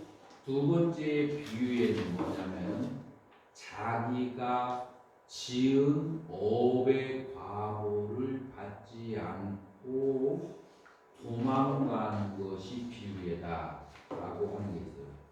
이게 두 번째 비유예요. 자, 그래서 여기서 무명에 대한 중독이라고 하는 것은 뭐냐면 내가 지은 행위와 내가 지은 행위 때문에 오는 과보에 대한 무지에서 오는 끊임없이 짓는 업행위에 대한 중독이 되는 거예요. 그러니까 사람들은 평상시에 늘 자기가 생활하는 것이 업이라고 하는 것을 예를 들어서 어떤 물자가 있는데 하루에 1000마디를 얘기하면 900마디는 전부 다 꾸민 말이다 라고 하자. 꾸민 말 하면은 좀 헷갈리죠. 거짓말하면 그만 알겠죠. 거짓말이 꾸민 말이에요.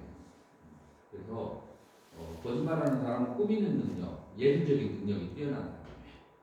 예술적인 능력이 뛰어나지 않은 사람은 거짓말을 해도 금방 발각돼요. 거짓말을 해도 하지도 못해요. 스님은 예술적인 능력이 별로 없어서 거짓말하면 금방 발각돼요. 칭찬이죠.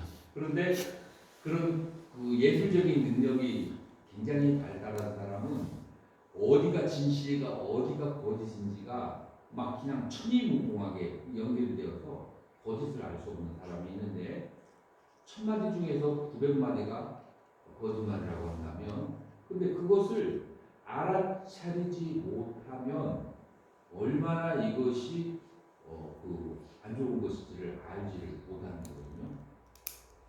그거를 중독이 되어서 자기의 원인이 어떠한 과보를 불러오는지를 알지 못하고 시박의 행위를 하는 것이 무명에 대한 중독이다라고 그렇게 말할 수 있습니다. 다시 말해서 좀 더 정확하게 말하면 알아차림이 없이 신구의 삼업에 대한 행위를 하는 것을 바로 무명에 대한 중독이라고 한다. 그래서 이 존재는 네 가지의 중독이라고 할 수 있고 이 네 가지의 중독으로부터 자유로워지면 그것을 바로 해탈이라고 한다. 그렇게 얘기를 할 수 있습니다. 이게 바로 소리체의 번뇌론이에요. 그래서 이 네 가지의 중독으로부터 어떻게 벗어나는가 거기에 대해서 이제 깊숙하게 고찰하는 것이 바로 설제이고 초기 불교의 요계유의 비유를 생각한다면 초기 불교의 그 해석하고 그렇게 멀리 떨어져 있는 것이 아니에요. 조금 더 체학적으로 그것을 정리를 이제 한 다른 분이겠죠.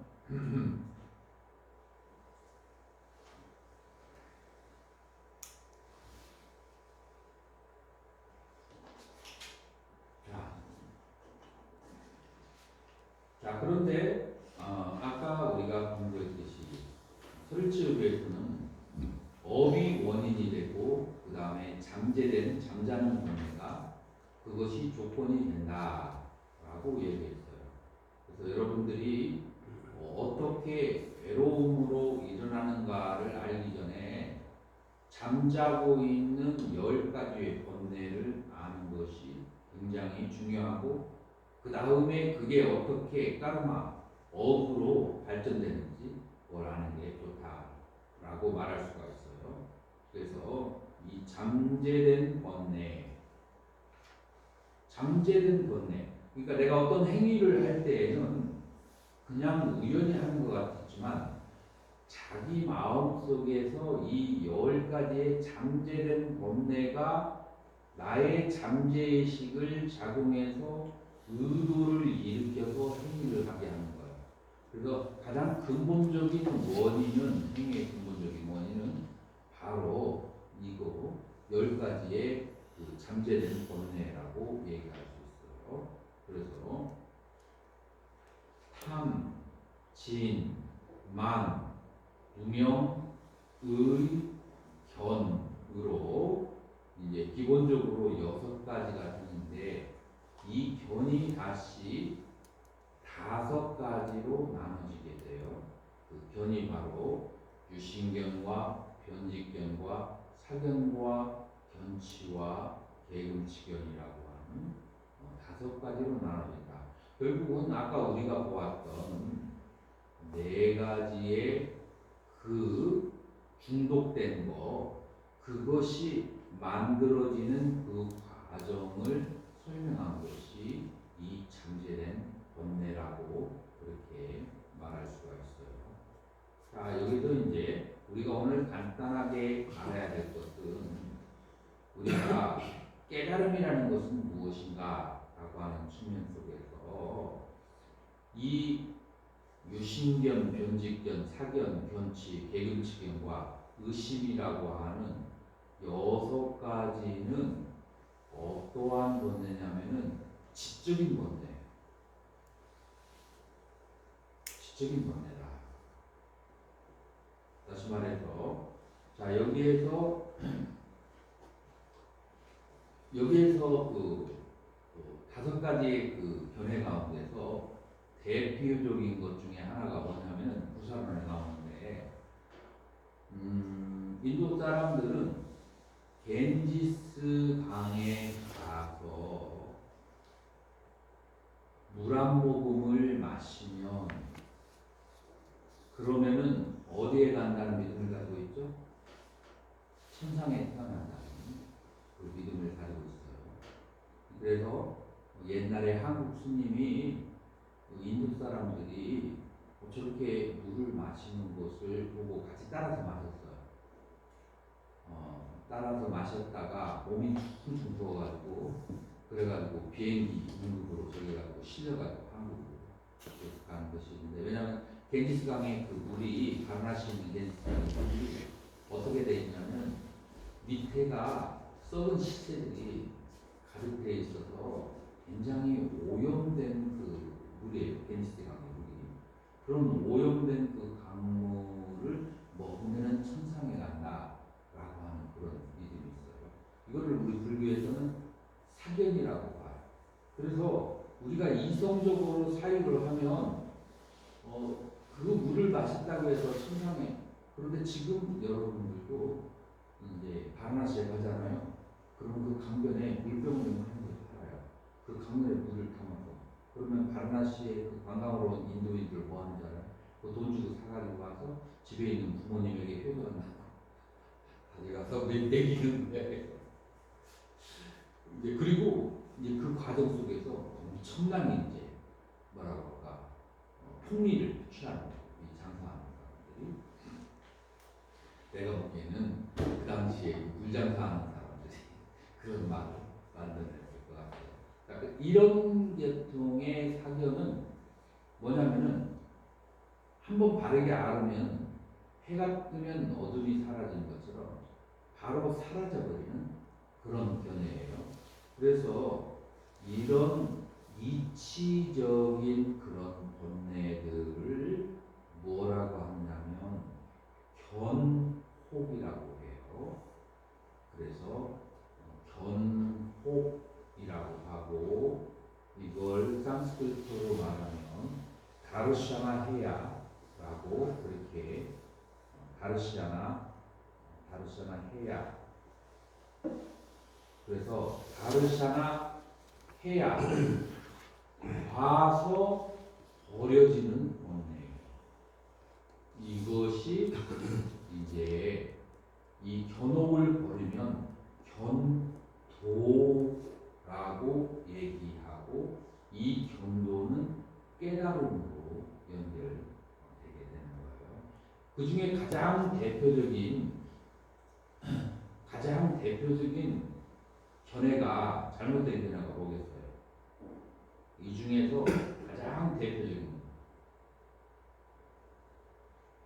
궁금면 아니 그 그 6가지 중에서 의심과 그 다음에 유심견, 변직견, 사견, 견치, 계급치견 이렇게 6가지의 견해 중에서 가장 대표적인 게 유심견이에요. 그래서 이 유심견을 모르태서 이 6가지는 바르게 알면 바로 사라지는 본래. 그래서 견혹이라고 하고 이게 사라지면은 견도를 얻다라고. 그래서 이거를 가볍게 정리하면 뭐냐면 온 가운데 참나가 없다라는 것을 알게 되면 견도 깨달음을 얻는다라고 그렇게 얘기할 수 있어요. 근데 우리 한국에서 주로 얘기를 많이 하는 것 같아요. 주로 뭐와 뭐를 많이 얘기하죠. 오와 수를 얘기하죠. 그래서 선, 오, 후, 수 그런 말 들어봤잖아요. 먼저 깨닫고 뒤에 닦는다. 이 6가지 견해와 관련된 것은 닦는다는 말을 쓰지 않아요. 그냥 깨달아야 되고 알아야 되는 그런 내용들, 바르게 알아야 되는 내용이에요. 그러면은 탐, 진, 만, 무명 이 탐심과 진심은 화를 자주 내는 성격의 사람이 있는데 이게 잘못됐다는 것을 아는 것만으로도 이 화가 버려질까요?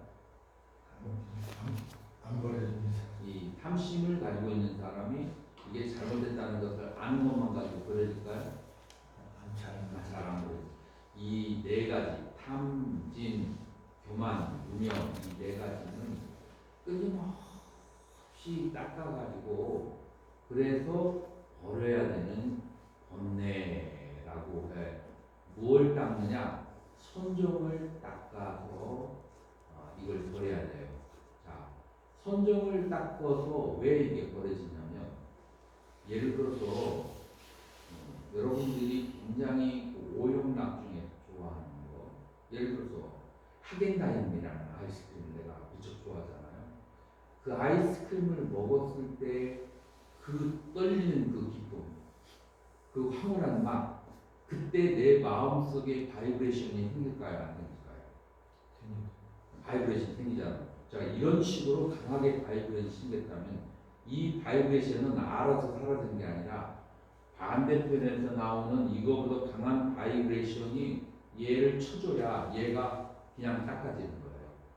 이게 뭐냐면은 상매의 바이브레이션이에요. 그래서 얘가 발생한 그 시간과 길이와 깊이만큼 상매에서 나온 바이브레이션이 얘를 덮어줘야 그래야 상매의 즐거움을 즐기고 있는 사람이 하겐다임 아이스크림을 딱 떠올렸어. 내가 지금 삼선에 와 있어. 아주 그 몸도 마음은 청정하고 몸은 가벼워서 새틀처럼 가벼웠고 그냥 천상을 나는 것 같은 그런 즐거운 상태에 있는데 하겐다임 아이스크림이 떠올랐어. 얘가 오고 싶을까요? 그 삼매의 즐거움하고는 얘들은 비교가 안 돼. 그 삼매 속에서 결국은 이 욕망들이 삼매에 들어가서 삼매에 많이 들어가서 이 하겐다임 아이스크림을 동서남북으로 계속 쪼아줘야 돼요. 이래도 맛있어? 삼매보다? 여러분 이게 더 맛있어. 이렇게 계속 쪼아줘야 그렇게 동서남북으로 다 쪼아졌을 때 이 삼매의 즐거움이 더 즐겁다라는 게 100% 확실히 되었을 때 그 즐거움이 그 바이브레이션이 씻어지는 거예요. 그래서 이 오용락이라고 하는 것은 삼매의 빛을 계속 비춰주어서 삼매의 바이브레이션이 이 오용락보다도 탐진만 무명보다도 더 미세한 상태로 들어가야 이게 저절로 닦아지고 사라지게 된다라고 하는 거예요. 다시 말해서 이 탐진만 무명이 있는 사람은 삼매에 들어가기가 쉽지 않고 삼매에 자주 들어가게 되면 이거는 저절로 닦아지게 되죠. 자, 그래서 이 번뇌를 뭐라고 하냐면은 바바나 해야 닦아야만 산매를 닦아야만 버려지는 건데 그래서 수혹이라고 하고 이거를 닦는 거를 그 수행하는 것을 아바나 마르가 수도라고 하는 거예요. 수도를 닦아가지고 이 탐진만 무명이라고 하는 번뇌가 싹 씻어졌을 때 그거를 뭐라고 하는가? 샤이샤 마르가라고 해서 무학도라고 하는 거예요. 자, 그래서 이제 설일체구에서 이제 이름이 확실하게 생겨나는 거예요. 어떤 이름이? 견도, 수도, 무학도라고 하는 체계적인 이름이 생겼다고 이런 단어들이 대승과 선중으로 연결되는 거예요. 이런 단어들은 초기불교에서 정립이 됐나요? 안 돼 있어요. 여기에서 그렇다고 해서 이런 단어들이 초기불교를 떠나서 만들어졌나요? 아니요. 초기불교에 있는 내용은 이런 단어로 정립한 거예요. 그러니까 이 설체교의 용어를 모르게 되면 초기불교와 대승불교와 초기불교를 서로 연결짓지를 못해요. 여기에서 새로운 그런 논리적인 용어들이 굉장히 많이 만들어지게 되는 거예요. 자, 그런데 이 초기경전에서 초전법륜경에서는 어떤 단어로 얘기했냐면 사성제를 이해한 것을 싹자냐나 진리에 대한 사성제를 실천한 것을 있자냐나라고 했고 사성제가 성취되어서 열반의 상태에 들은 것을 깠다냐나라고 용어를 썼는데 이 투박한 용어를 나라시샤나 마르가, 바바나 마르가, 아샤시샤 마르가라고는 전문 용어로 조금 전환을 시킨 것이다. 초기경전에 없던 것을 만드는 것이 아니고, 자, 이렇게 초기경전과 그 다음에 이 설일체구의 관계에 대해서 여러분들이 조금 이해가 되셨나요? 네. 이런 식으로 여러분들이 두 가지를 아셔야 되는데 첫 번째로 설일체구의 모든 가르침은 초기경전의 근거를 두고 있다.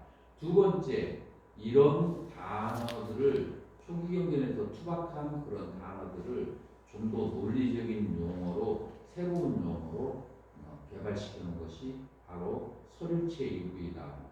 세 번째, 그렇기 때문에 이 설일체구의 용어를 다 그대로 갖다가 베껴서 쓴 것이 대승이기 때문에 이 설일체유 용어를 알지 못하면 초기불교를 공부한 사람이 대승을 이해하지 못하게 된다. 요 세 가지만 여러분들이 이해를 해도 그것만 유념을 해도 여러분들이 뭐 이번 강의는 잘 공부한 것 같고 그렇게 생각할 수 있어요. 자 이렇게 해서 이제 첫 번째 강의를 마치도록 하겠는데요. 제가 한 9개 정도 새로운 대포가 들어갔는데 그거는 저녁 때쯤에 해서 다시 뭐가 들어가요? 아니 여기에 도표가 한 2개 정도가 여러분들이 받은 것 중에 없는 게 있잖아요.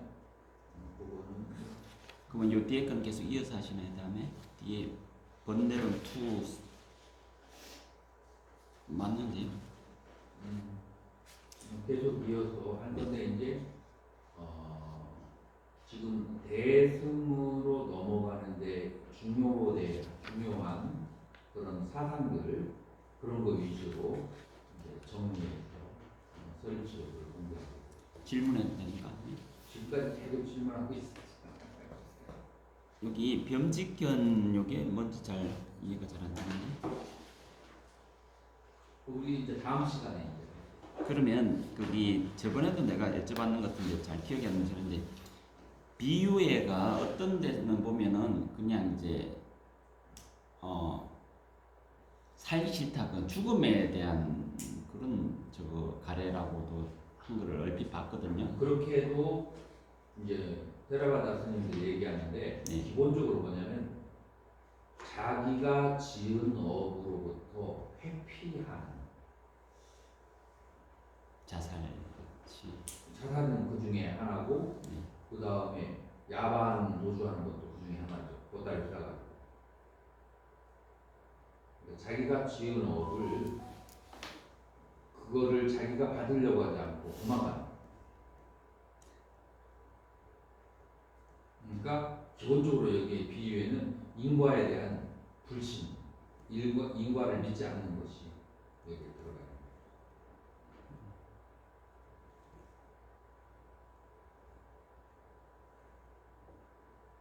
이제 이런 식으로 번역을 하죠. 죽음, 네. 죽음에 대한 애착, 네. 소멸에 대한 애착. 네. 네. 그게 다 기본적으로 이런 것 때문에 그렇다는 거죠. 소멸에 대한 애착이 뭐냐면은 왜 소멸을 바라요? 세상이 주고 자기의 업 때문에 오는 그 괴로움을 견딜 수가 없어서 이 세상은 다 나를 적으로 걸려. 왜냐하면 맨날 그 싫은 소리하고 집안 식구들에게도 주변 사람들에게 맨날 잔소리하고 이렇게 다니다가 나중에 아무도 자기에게 친하게 하지 않으니까 이 세상은 다 잘못됐다라고 생각하고 죽어버리려고 하는데 그 업의 무게에서 오는 좌절감과 정말 많아요.